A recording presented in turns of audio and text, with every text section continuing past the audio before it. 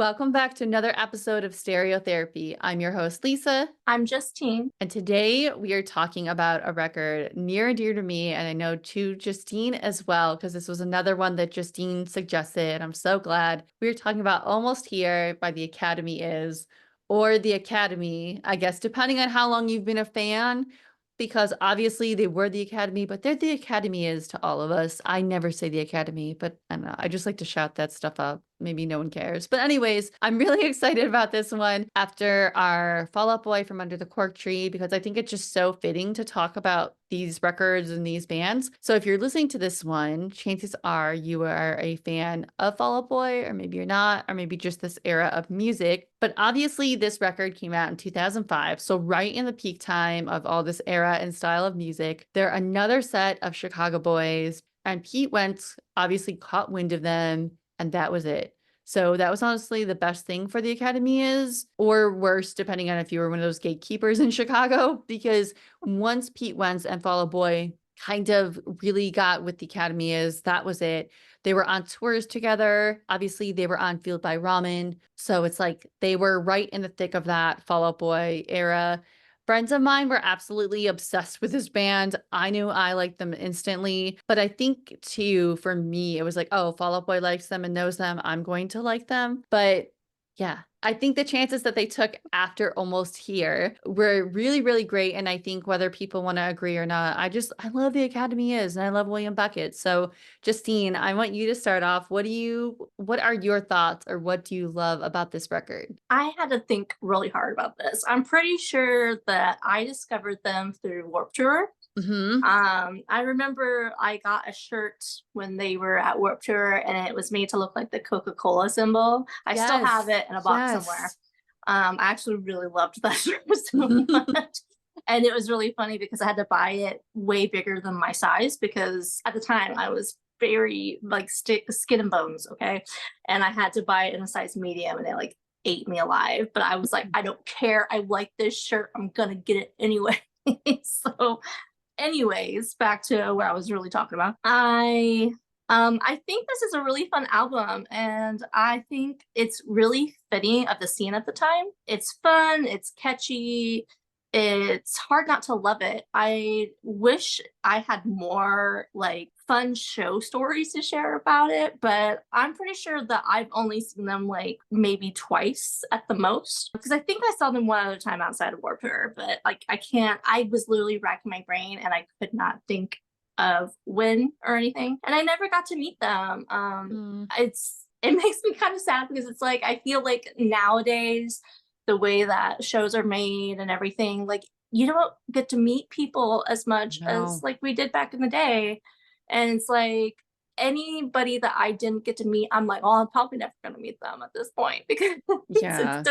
it's not the same. And it makes me sad to think about that. Like I know that people are really excited thinking that Warped Tour is going to come back and whatnot, but I don't think it's going to be what it used to be No. by any capacity in the sense of that. And it's just, kind of bums me out a little bit when I was thinking about that. I'm like, that I'm never going to be able to have the chance to meet a lot of these bands like I used to back in the day. But that's a whole nother sad story. But yeah, I don't have a lot of stories for this album in particular, other than it just very much makes me think of the times. And I'm very nostalgic with this album. It really captured that time era, I feel perfectly.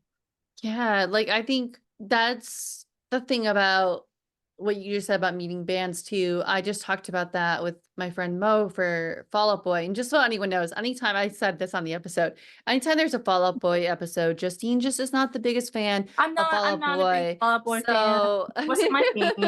I'm not like I'm not one of those people that's gonna be like, "Ooh, how dare you? That band's horrible." right. It just wasn't for me. It just wasn't what I got into. I feel like if I had the right Fall Out Boy fans around me, I probably would have gotten into Right. them. But people that were not very nice to me around me were Fall Out Boy fans. So it's So just one of those I mean, things where it was that like, checks out. and honestly, Lisa has made me kind of change my tune about them a little more than I ever have. So, Oh, but they I don't think that's necessarily going to mean I'm going to end up on a Fall Out no, Boy episode, though, guys. no. Sorry. Oh my gosh, one day, guys, I'm gonna try. But like She might change me eventually. Who knows?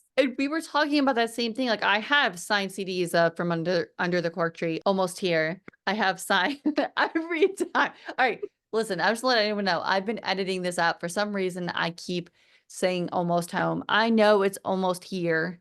I know this record. Anyways, I just thought that would be funny to share. But I mean, obviously, with this record, I had a lot of memories and time with this record because obviously being a Fall Out Boy fan, but more so because I was a street teamer for Fueled by Ramen. And again, this is where, again, I want to talk about Fall Out Boy, but because of Fall Out Boy, and I always say I credit them to where I am today. Without them, I wouldn't have found the Academy is, and I wouldn't have found Yeah. Fueled by Ramen. I wouldn't have done the street team because I got the street team for like Cute is What You Aim For, Paramore, This Providence, Gym Class Heroes, the Academy is. Like I got to do such cool street team stuff that like I wouldn't. And because of that, I listened to this record so much. I saw the Academy is so much because I almost had to, but also because I was like, oh, this is so cool. I get to hand out stickers and posters to people. But I remember seeing them at like Arlington Heights, KOC, like Knights of Columbus, if you know, you know, and like the Metro, all those Chicago venues. I got to see the Academy is at a very early on time in their career and this record. And actually they played the CD release for From Under the Cork Tree and they were there. And this record came out similar year, obviously 2005, of From Under the Cork Tree. And they were on that big tour with Fall Out Boy. And I kind of just followed that tour. So it was like, I saw the Academy as so much. I got to meet them on, was it the Black Clouds and Underdogs tour? Or maybe it was, yeah, I think that's what it was. Black Cloud, but I have to look, but like they were on some tour and I met them at the House of Blues and they were always so kind. Now, I don't know behind the scenes. I know everyone has their opinion about the Academy is, but I will know for me personally, they've been the kindest guys. They never really forgot where they came from, to be honest, in my perspective. Like when I would see them and at any show, they would always remember the fans. They were another kind of band that like they knew your face. Maybe they didn't know your name. They knew your face. And yeah, I adored them and was like obsessed with the Academy is. So I just feel, yeah. And William Beckett is just top tier lead singer, Oh yeah. frontman with his long hair. I know he Oh then yeah. cut it. But I mean, just his image was just I don't know, the way he would grab a mic, like, I love the Academy is, and specifically Almost Here. I did it. I said it right. Justine, I gotta know, what are your favorite tracks on this record? So the album starts out with an absolute banger of a song, Mhm, Attention, which is about not getting seen by someone you have feelings for, which mhm. being a weird girl, I Yes, felt a lot about that. yes. Then another great one, Season is another great one where you feel like you're invisible of kind of a song. Slow Down, I think, is the best of the album, maybe, Mhm, or, maybe of all their songs, even.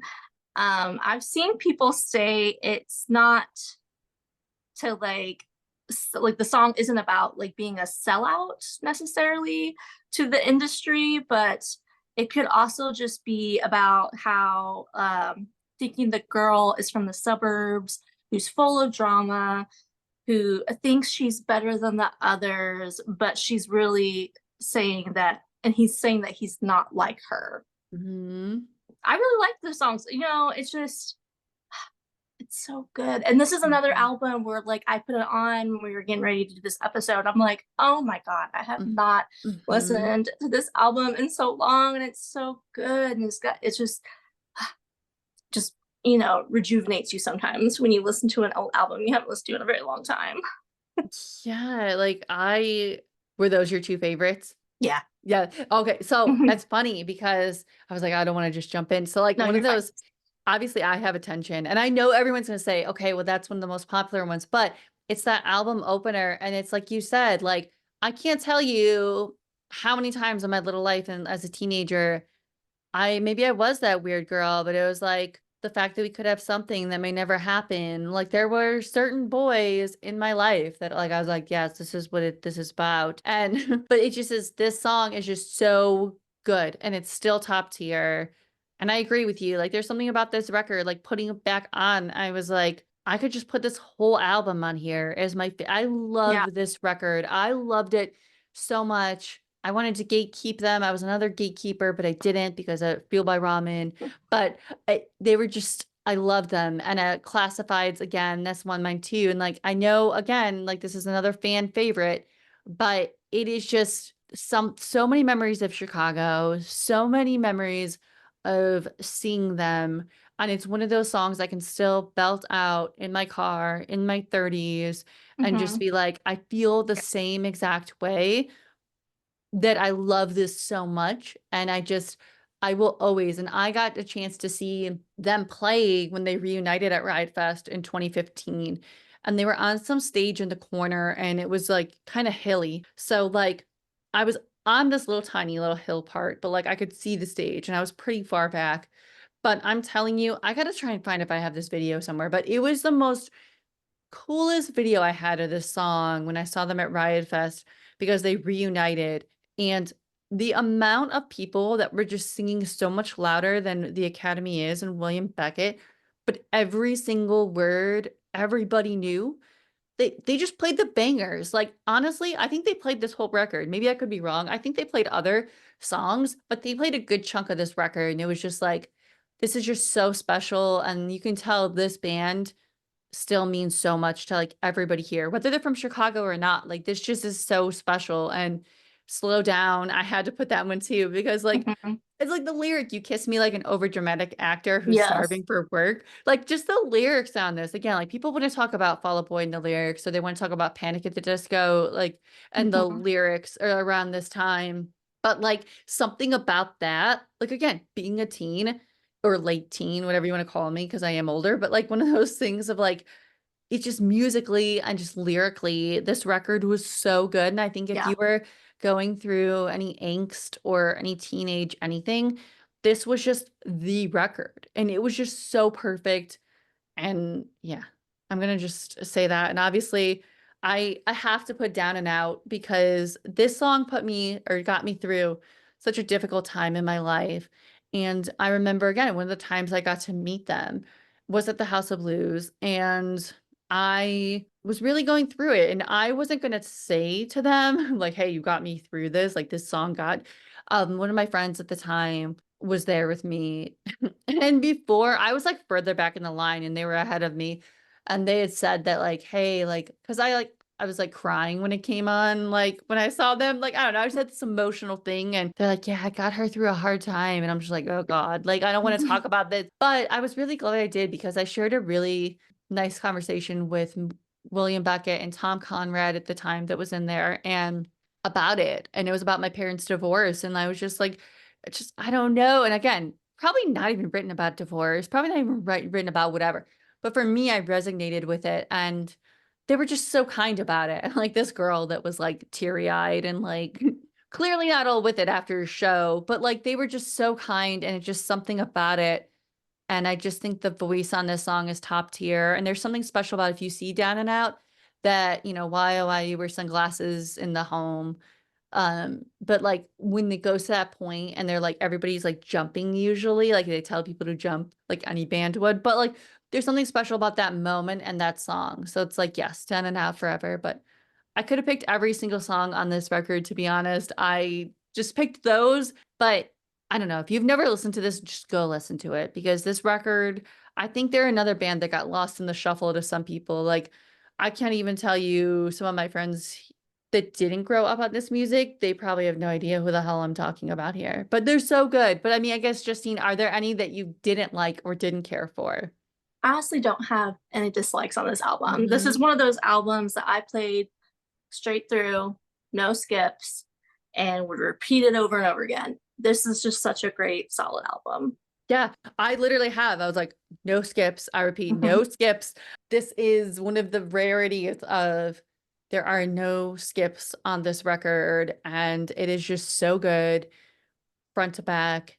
in every capacity. And like, I'm even going to tell G because I don't think he's ever heard of this band for some reason. I don't know how, but they are just so good. And I just think, again, they're just get lost in the shuffle. And like, Hmm. I think especially like with this revival, we right, like everybody talks about the revival bands, the revival bands.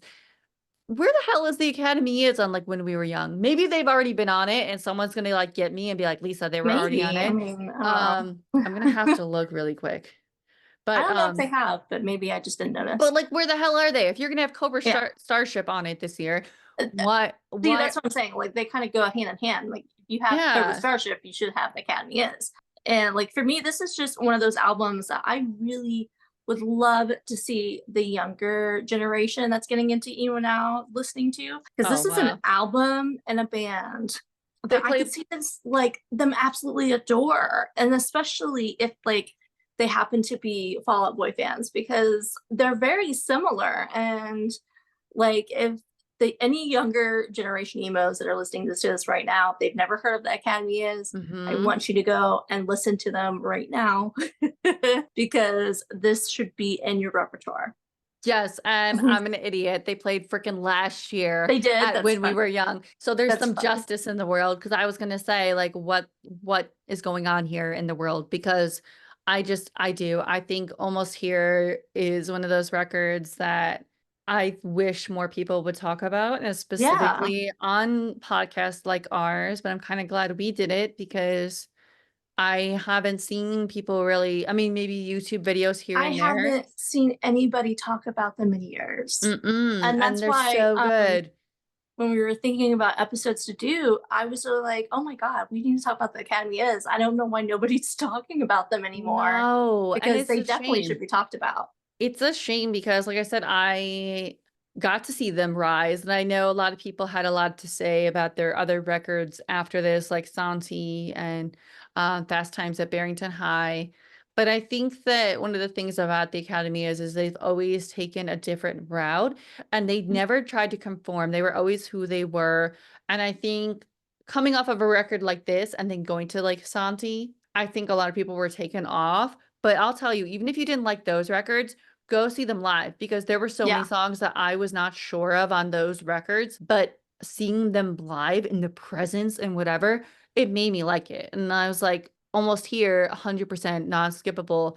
But I just think that they're just so good live. And I hope, they really I are. know they did like a Yeah. special Chicago wintry show. Maybe it was last year or the year before. They did a special Metro, of course, Metro, but they did something special like that. And it makes me jealous that I'm not in Chicago. But like when I think of the bands that like shaped me in that era, it was the Academy is Fall Out Boy and then Spitalfield. All those bands, like when I was street teaming, that was it. And had I not loved Academy is and street teamed, I wouldn't have even found Paramore early on when I Mhm. did and got so lucky to like get to street team for them and the campaign for All We Know Is Falling, which was insane to think about that. Like, wow, had I not taken that path, like, would I have found Paramore? Yeah, but I wouldn't have like saw them at like Beat Kitchen, which is so tiny for anyone listening. Like 300 capacity room would never have happened. And Paramore is like one of my favorite bands of all time. So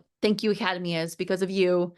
I know I at least found Paramore. So appreciate you. But yeah, like I guess if you loved Academy is, let us know. I would love to hear from other people that like this band. I know you're out there. I know my friends are like love them, but they just deserve love. And William Beckett Mhm. is an incredible frontman and Yes. he needs to be celebrated like the Gerard Way Yeah. I was gonna celebrations say, have. not to be creepy, but that man was beautiful, at least back in hmm the day. And I remember with the long hair and Yes. like just beautiful voice. And Like, he's another one though too that I think we had to be careful within the scene because a lot of female fans were really creepy towards him. I'll say I oh, of saw course they that. were. Of course they Really were. creepy. And when we talk about keeping the scene safe and the scene we love today, there were so many people around me that were really creepy towards this man and he handled it very well. And I can't imagine what the Academy is went through being in Chicago.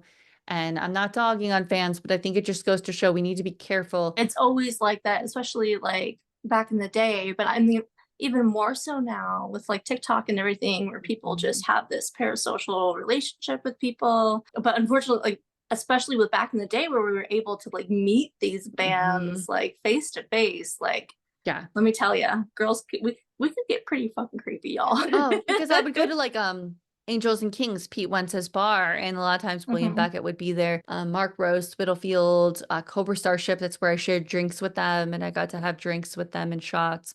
But it's wild to think about that, or those relationships you could have where you would just run into somebody at a bar and like that's what it would be. And especially in Chicago too, we just had this scene. But yeah, I know we went on that tangent, but I just want to tell you, like, be respectful because I remember seeing William Beckett during this era and what he Yeah, kind of went through. When we talk about music and mental health, like that matters. And just yeah, if any of you are listening from the Academy is, I'd love to have you on too. We'd love to we'd love chat. that. Um, somehow, some way. We love you. And as always, for everyone else, if you would like to help support our show, all you'll have to do is leave follow, subscribe on our show. It goes such a long way. And seriously, you don't know. Maybe we'll talk about this record, but we could talk about one like it or a different one that you don't hear in other podcasts. So definitely do that. Maybe a positive rating and review as well. It goes so long way, not just for us, for other shows as well. New episodes every Tuesday, sometimes Fridays. We'll see what happens, but yeah, we will see you guys next time. All right, bye guys. Bye.